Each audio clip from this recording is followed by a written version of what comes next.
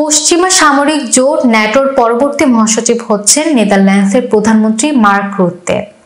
ন্যাটোর নেতৃত্বের প্রতিদ্বন্দ্বিতার দৌড়ে এগিয়ে থাকা রোমানিয়ার প্রেসিডেন্ট ক্লাউস ইউহানিস নিজের নাম প্রত্যাহার করায় জোটের পরবর্তী মহাসচিবের পদ নিশ্চিত হচ্ছে মার্ক রুত্তের।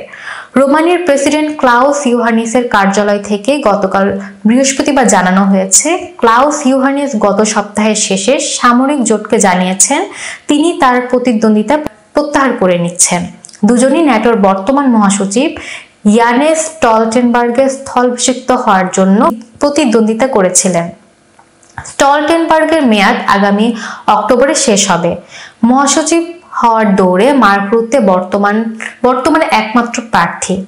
তবে সদস্য রাষ্ট্রগুলো তাকে আনুষ্ঠানিকভাবে এখনো সমর্থন জানায়নি। 57 বছর বয়সে মার্ক রুত্তে ইউক্রেনের রাশিয়ার আগ্রাসনের বিরুদ্ধে ন্যাটোর প্রতিক্রিয়ার তত্ত্বাবধানের উত্তরাধিকারী হবেন। গত গ্রীষ্মে জোট সরকারের পতনের কারণে রাজনীতি ছেড়ে দেওয়ার কথা বলেছিলেন রুত্তে। পরে অবসরের ঘোষণার কথা বলে ন্যাটোর শীর্ষ পদে বসার ইঙ্গিত দেন তিনি।